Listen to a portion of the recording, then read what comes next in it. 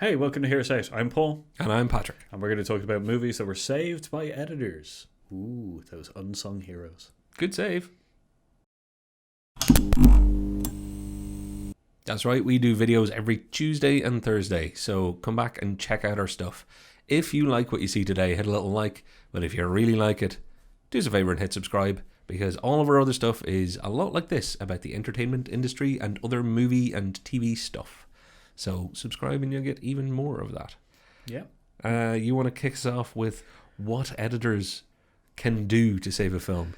Yeah, so editors are kind of the unsung heroes. As you may not know, the film gets rewritten 3 times. First time is the screenplay, the second time is in production, and the third time is with the editors. So they can do a lot to either save or destroy a film.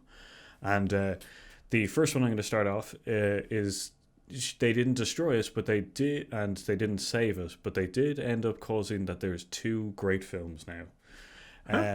Yeah, it's a bit weird. And Woody Allen's Annie Hall film was meant to be a murder mystery film, but it was changed by the studio into a romantic comedy. It is seen now as one of the pinnacle romantic comedy films. It's now. one of as far as Woody Harrelson, Woody Allen films go. It's considered one of the greats. People who are Woody Allen fans love it. Yeah, I've seen it and it's good. I don't remember anybody dying. no, they literally have re-edited the film. There's supposedly there was about 3 hours, 4 hours of footage that they were going to use to create a murder mystery kind of film with a kind of romantic undertone stuff.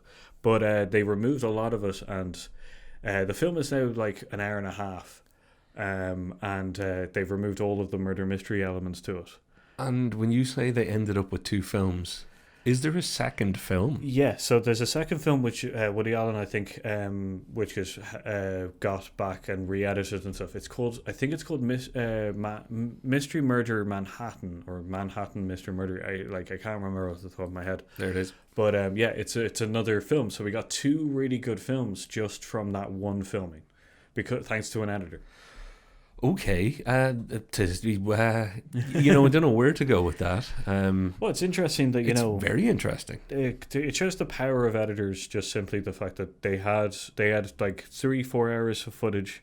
They were able to edit it down into essentially 2 movies. Yeah, so somebody was trying to put this narrative together based on, as you say, the first 2 rounds, which are the screenplay and what's shot in production, trying to find the final story. And that editor ended up finding out that there was actually 2 stories. Yeah.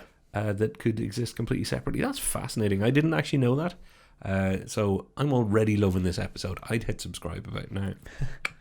I'm getting that in there. I want to move away from Woody Allen for many, many reasons. Read into that what you will. And I'm going to go for throwing in something that I also didn't really know before I started researching this. Most of these ideas came directly from us, but this one I came on when I was doing some research.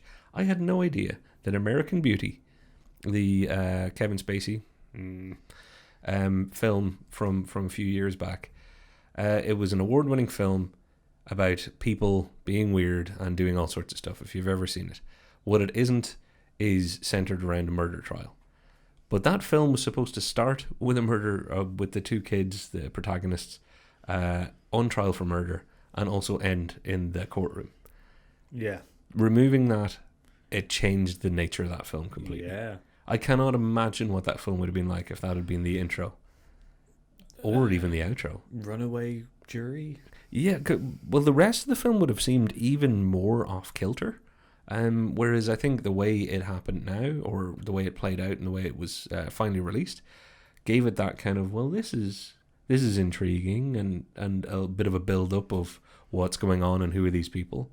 Whereas if you had actually gone, oh, those 2 are going to kill somebody, oh, that's who they're going to kill, you would have watched the film completely differently. So an editor saw that and knew, this will be better. Yeah, no, it's a definitely kind of once again power of kind of seeing the final storyline and being able to bring that out of the footage and stuff. Yeah. Especially since, as we said, we don't know where the script or the production kind of put that in.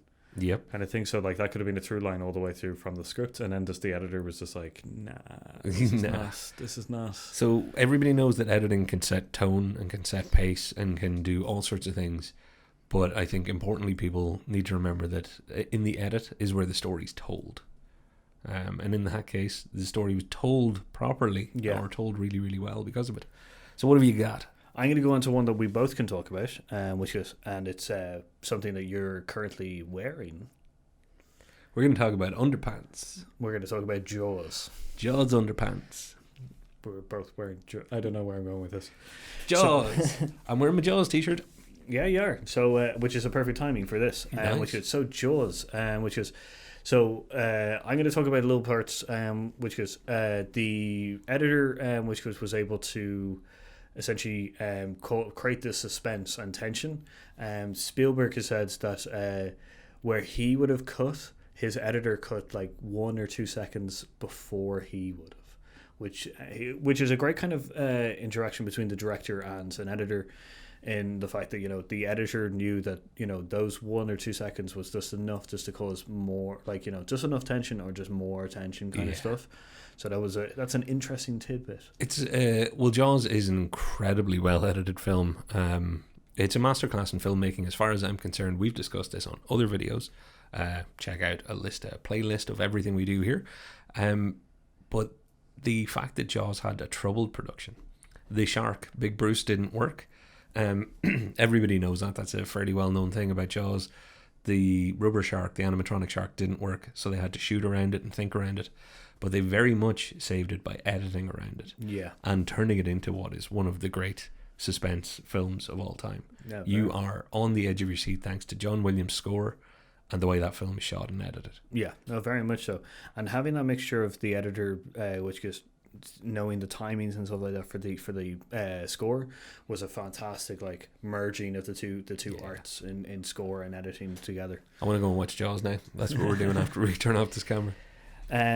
So that's one we can both talk about. Will we go for another one that everybody can talk about? Because Star Wars. Okay. Star Wars is one of the textbook examples of this. It's maybe the one that a lot of people who are watching this video are shouting, when are they going to mention Star Wars? Star Wars was saved by the edit. Let us count the ways, Paul. You want to throw in one first? Well, I'll give you what happened. So after the first round of editing, which was George Lucas showed 2 of his buddies. I can't remember the name of the second director, but the first one was Spielberg. And supposedly after they watched it, the second director was like, this was a fucking mess. I think that might have been Coppola. I think. I'm now thinking back to remembering hearing this story once. But he was livid about how there was no, like, the pacing was all wrong. There was too much information in certain parts. The first act was bloated. Like, he went off on one.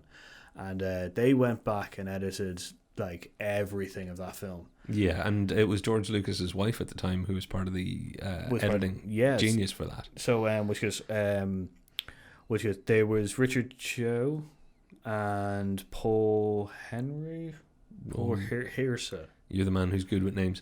All I know is if they had, and George Lucas, I give you a hard time sometimes. You've created some of my favorite things.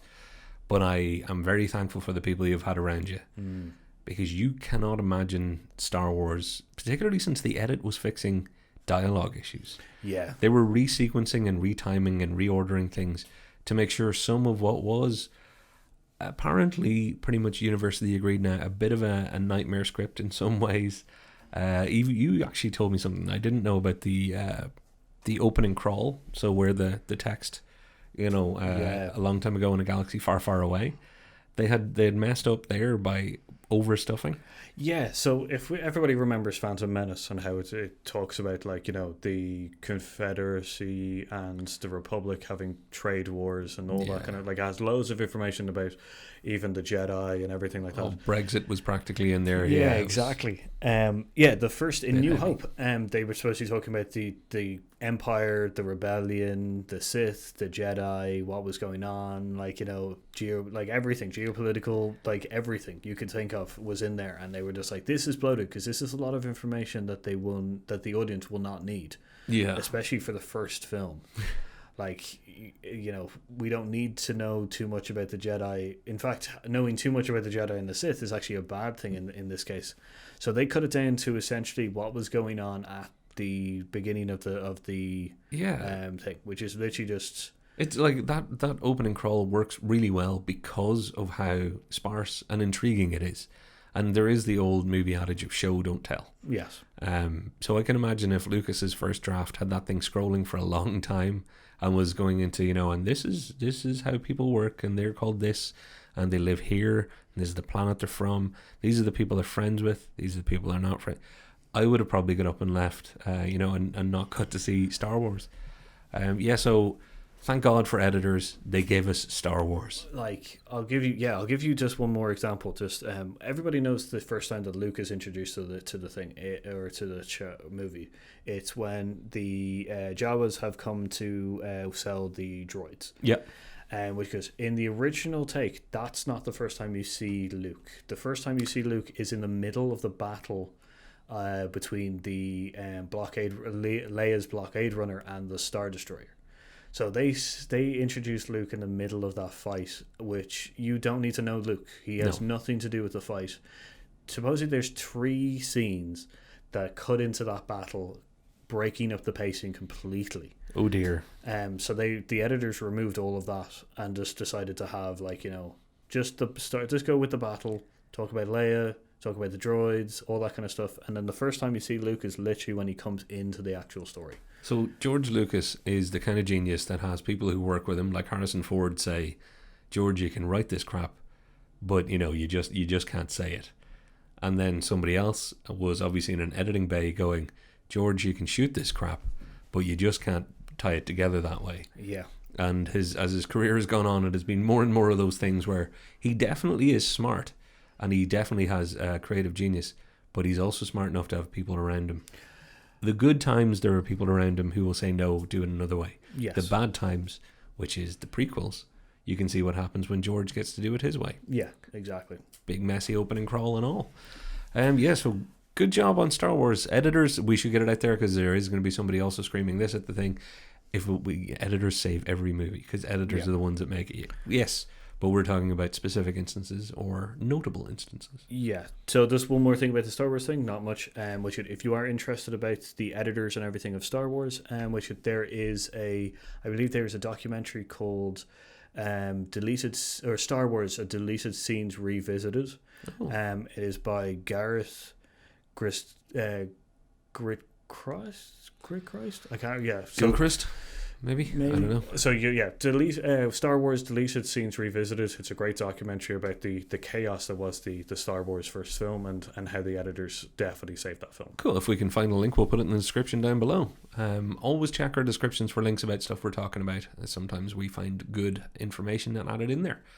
Are we down to the last one? Last one. And I think the last one is maybe my favourite because I thought it was an urban legend. It may well be, but according to the internet, when I went to double check, it's real, very real.